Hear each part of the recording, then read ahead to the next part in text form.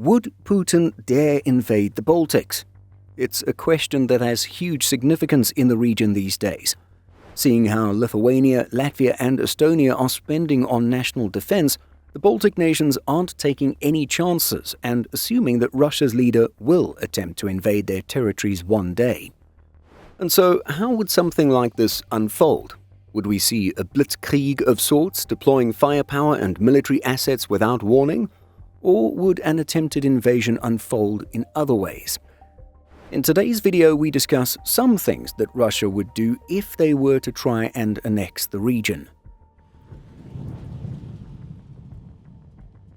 Obviously, all of this is speculation based on recent history and a knowledge of how Russia works, and we don't know anything more than is publicly available. When most people think about an invasion and/or annexation, it's typically something that takes place by force through weapons and destruction. But there are some other things to consider, because there's a lot of other things that take place before military assets are deployed. Our belief is that everything begins with an attempt to sway public opinion and change hearts and minds, and to do this the enemy must wage an information war. As explained by the NGO Civic Resilience Initiative, or CRI, disinformation is not just misinformation. It is a strategic tool used to manipulate public opinion, distort truth, and sow discord. The organization adds that in the context of the Baltic states, where historical and geopolitical factors render them particularly vulnerable to foreign influence, the stakes are especially high. So, what kind of disinformation could we see? Here's Lucas of CRI to share what is typical of the Russian playbook. The disinformation varies. This is what Russia is very good with. They're actually, I like to say, opportunistic when it comes to disinfo. They're focusing on whatever is happening on the ground, and they come up with stories, with narratives. We call them sort of super narratives. For example, they are working for quite some time to make NATO weaker. So they would fling a lot of different narratives saying that NATO is not funded enough, so they're weak. At the same time, they can say NATO is super strong and they're on our borders and they're trying to invade us, so we have to do something about it. We call this method throwing spaghetti at the wall and seeing what sticks. And this is usually how they operate. They're very opportunistic, actually very smart, and I try to never underestimate how their propaganda works because it's actually pretty important and pretty effective. When the event, the meeting happened in Alaska, they spun it in very different ways, especially for their internal audience, which is super important because disinfo always goes two ways. It's internal, domestic, and it's also external towards various groups. So the Alaska was very important for their internal audience because they need to keep the sort of support going as well. In speaking with CRI, this is actually a tactic that Russia employed in Ukraine prior to their 2014 annexation of Crimea. Because, again, before any land is seized physically, disinformation is employed with the hopes of making kinetic warfare easier. We saw a lot of different narratives.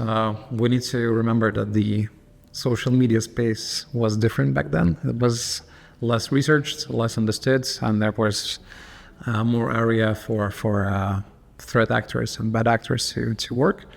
We saw a lot of targeting messaging towards Ukraine, towards the population, especially Russian-speaking one, trying to present ideas that they're part of a broader Slavic nation, that they're ethnically Russians and they should be part of that country. Also at the same time going that EU is not going to take them, that EU is morally corrupt, it's not traditional value-based, and so on and so on. And once the actual attack happens, there was a lot of information, not domestic and not towards Ukraine, but more towards the West, saying that, these are little green men. This is basically their internal groups, internal organizations, volunteers trying to secede from Ukraine and join Russia. So there was a lot happening there, and especially focusing on the Western states, US quite a bit, because if you remember those times, the response from the Western countries was actually quite paralyzed. No one really knew what was happening for the first months. In the history of OSINT, I would say this is like a very, very strong date, because of 2014, I think we have the civilian open source intelligence community that we have. And Lucas tells us that it was again the case in the lead up to Russia's full-scale invasion of Ukraine in 2022. It was a bit more instrumentalized. It was more sophisticated. We saw very clear messaging coming from Russian media outlets and on social media ahead of the attack. So in 2021, we saw a lot of narratives with the trainings that happened on the Ukrainian borders back then. March, February, when they actually build up military units around the country. They trained for a little bit and they moved away. And then they came back 1 year later and then they attacked. So in 2021, they were just saying, we're just exercising, nothing to worry about. In 2022, they tried to use the same narratives. But also in 2022, we saw, especially in the beginning of February, a lot of messaging saying that Ukraine is preparing attacks, there's chemical weapons, Ukraine is going to provoke something. So they were trying to blame Ukraine ahead of time. I think in the Russian-speaking media, they succeeded quite well. And in Western, because we already had quite a few years to learn about how Russian disinformation works, it was less active and less productive. Russia had actually overestimated the success of its disinformation efforts in Ukraine prior to the launch of their full-scale invasion, and thought that much of the population would welcome them. There's actually open source clues revealing that. Some of the units they ambushed at the very beginning actually came to Ukraine with military uniforms, like parade uniforms, meaning they were preparing for like a nice ceremony. So this disinformation actually played a double trick. It fooled the generals in some extent. Well, there's deeper meaning, deeper reasons than that. There's a lot of corruption. There's a lot of lying within the chain of command in Russia, but they actually fell victims of their own propaganda in some ways. So it's a very interesting angle. Our channel has a bit of attempted Russian influence through the comments section. In our experience, here are some of the main types of comments we see from accounts that tend to be referred to as Russian bots. 1. Such accounts will simply mock any efforts at deterrence and self-defense. We quite often see the phrase Baltic chihuahuas being used. 2. With the type of content we post, we've also seen these accounts diminishing any allied contributions to NATO multinational efforts. The fact of the matter is that for those educated on the situation, there are many countries deployed to the Baltics, each sending a few hundred up to a few thousand troops, along with artillery, tanks, infantry fighting vehicles, air defense, and much, much more, adding up to a much larger force. Of course, pro-Russia accounts would never want to acknowledge this fact. And 3, the last common theme of comments we see often accuse NATO of being the aggressor and wanting war with Russia. Again, anyone who is educated on recent history and the current situation will know better. After all, why would the Baltics be reinforcing their borders with counter-mobility infrastructure if it wanted to capture Russian territory? Nonetheless, it could be an effective message for those who have not educated themselves properly. Messaging will come from some unexpected places, but we may also see overtly state-backed institutions or individuals such as Russian state media, the security services, state soft power initiatives, or government-organized non-governmental organizations falsely presenting themselves as representing independent civic voices. Such actors reach into the information ecosystems of other countries either through direct penetration into the information environment or via relationships with domestic actors operating on their behalf.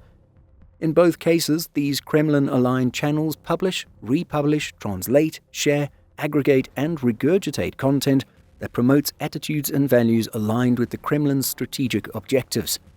We imagine that if disinformation campaigns are successful, the ideal next move is to take advantage of the Baltic nations' democratic institutions.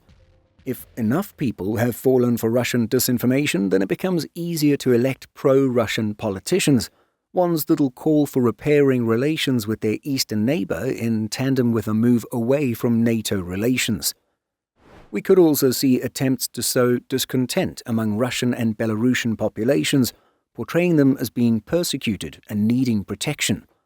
If such tactics are useful, then we could see civil unrest and a call for government change. Once a seemingly democratic government under Kremlin influence takes power, we might eventually see Russian forces being invited to help secure and stabilize the country experiencing civil unrest. For now, it feels unthinkable, but it's a slippery slope, and this is why awareness of disinformation is so important. Could an invasion take place similar to what we saw in 2022? Definitely. But it is our belief that Russia would only attempt a military invasion of the Baltics if it believes that enough of the population would accept regime change and welcome Russian control, which, again, brings us back to the importance of fighting disinformation. Yes, it is important to build up physical defenses and military capabilities, but it is just as important to remember that the battlefield is more than just a physical location, and that the information war is something that has been ongoing for years. And this is why it was important for us to make this video in collaboration with the Civic Resilience Initiative, an NGO that realizes the importance of conducting research on and educating the public about detecting propaganda and disinformation and spotting fake news in a sea of real news. Here's Lucas one last time explaining the work of CRI. So, Civic Resilience Initiative is a think tank, a small think tank educational center established in Lithuania in 2018 by 3 co-founders. We primarily are working on 3 main things: education, media literacy, disinformation. We work on long-term and short-term research, and we also work on building methodologies, how to make societies a bit more resilient through the methods of gamification, through social media, through interacting with community members. We try to make our country and the region a bit more resilient. If the societies are not resilient, they might fall without actual war, without shots being fired. Ukraine is a good example of a resilient country, which was born and molded in the times of war. The nation that in 2013 barely understood itself as a nation, broadly speaking, in 2022 showed incredible resilience. And we want to achieve the same results without actual war. That we want to prepare our societies that if something would happen, they would know who they are and why they want to stay democratic, why they're members of the Western world. So that's our take on how a Russian invasion of the Baltics actually begins. It doesn't start with a repositioning of troops and equipment, and instead begins in a much more boring way. Fake news, disinformation, or a distortion of the facts at the very least. The fact that these things are boring and often overlooked is what makes them effective weapons. What do you think of this assessment? Let us know by leaving a comment.